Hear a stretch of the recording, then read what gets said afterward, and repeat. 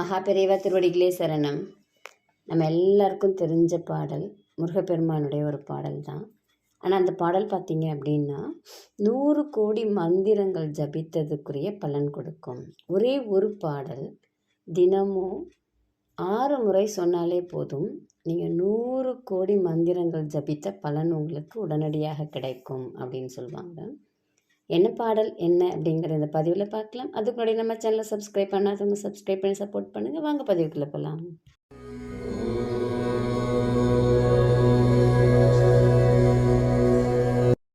முருகப்பெருமானுக்கு 1000 நாமங்கள் உண்டு. நீங்கள் எந்த பேரை சொல்லி கூப்பிட்டீங்கனாலும் முருகப்பெருமான் வந்துடுவார். வாரியார் சுவாமிகள் என்ன சொல்கிறாங்கன்னா, முருகப்பெருமானை தினமும் 1.5 நிமிடம் உன் மனதில் நிறுத்தி கூப்பிடு. முருகப்பெருமான் உன் கண் முன்னாடி வந்து நிற்பார். உனக்கு என்ன தேவை அப்படிங்கிறது யார் மூலமாவது உனக்கு செய்து கொடுப்பார்.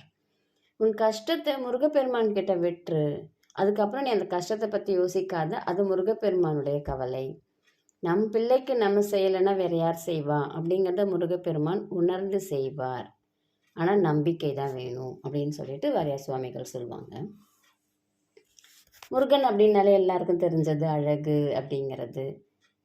ஆனால் புராண கதைகள் படி பார்த்தீங்க அப்படின்னா, கணபதி வந்து பூதகணங்களுக்கெல்லாம் தலைவனாக சிவபெருமான் படைத்தார். முருகப்பெருமான சித்தர்களுக்கெல்லாம் சித்தராக படைத்தார், தளபதியாக படைத்தார், வழிநடத்துபவராக படைத்தார் அப்படின்னு சொல்கிறாங்க. நம்ம அகத்தியர்லேருந்து இப்போ இருக்கிற சித்தர்கள் வரைக்குமே முருகப்பெருமான வழிபடாதவர்கள் கிடையாது. எல்லா சித்தர்களுக்குமே தலைவனாக வழி நடத்துபவராக யார் இருக்காங்க அப்படின்னா முருகப்பெருமான் தான் இருக்கார் அப்படின்னு சொல்கிறாங்க.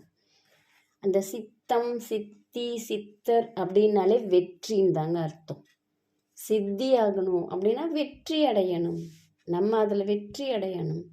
அப்போ நமக்கு வெற்றி கொடுக்கக்கூடிய கடவுள் அப்படின்னு பார்த்தீங்க அப்படின்னா நம்மளுடைய முருகப்பெருமான். ஒரே ஒரு மந்திரம் 100 கோடி மந்திரங்கள் ஜபித்த பலன் கொடுக்கக்கூடியது முருகப்பெருமானுடைய மந்திரம்.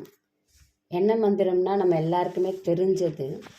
அந்த மந்திரத்தை நீங்கள் பூஜை பண்ணணும் அப்படின்லாம் கிடையாது. ஒரு நாளைக்கு 12 முறை சொல்லணும். காலையில் எந்திரிச்ச உடனே பல்லெல்லாம் விளக்கிட்டு ஒரு 6 முறை சொல்லுங்கள். இரவு தூங்க போகும்போது ஒரு 6 முறை சொல்லுங்கள். உங்களுக்குள்ளார உங்கள் சித்தத்தில் என்ன மாற்றம் நடக்குதுன்னு நீங்கள் பாருங்கள். உங்களுடைய சித்தியில், உங்களுடைய வெற்றியில் என்ன மாற்றம் நடக்குது அப்படிங்கிறத உங்களால் உணர முடியும். இது மாதிரி தொடர்ந்து நீங்கள் சொல்லிக்கிட்டே வர வர உங்களுடைய வாழ்க்கை பயணம், உங்களுடைய வாழ்க்கை எந்த விதத்தில் மாறுது அப்படிங்கிறத நீங்கள் கண்டிப்பாக கமெண்ட்டில் போடுவீங்க. ஏன்னா அவ்வளோ சக்தி வாய்ந்த மந்திரம் இது. நீங்கள் ஒரு சேலஞ்சாக கூட நீங்கள் எடுத்துக்கிட்டு இதை செஞ்சு பாருங்கள். காலையில் ஏஞ்சி உடனே 6 முறை இந்த மந்திரத்தை சொல்லுங்கள். இரவு தூங்கும்போது 6 முறை சொல்லுங்கள். நீங்கள் நடுவில் விளக்கேற்றி வைக்கணும், பூஜை பண்ணணும், எதுவுமே நீங்கள் செய்ய வேண்டாம். நீங்கள் வீட்டில் 100 கோடி மந்திரங்கள் ஜபித்தால் உங்களுக்கு என்ன பலாபலன்கள் இருக்குமோ அவ்வளவையும் விட அதிகமாகவே இந்த மந்திரம் உங்களுக்கு கொடுக்கும். என்ன மந்திரம்னு பார்த்துடலாங்களா? எல்லாருக்குமே தெரிஞ்சது.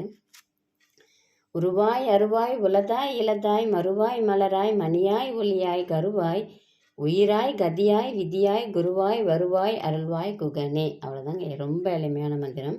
திரும்ப சொல்கிறேன் பாருங்கள். எனக்கு ரொம்ப பிடிச்ச பாடல் இது.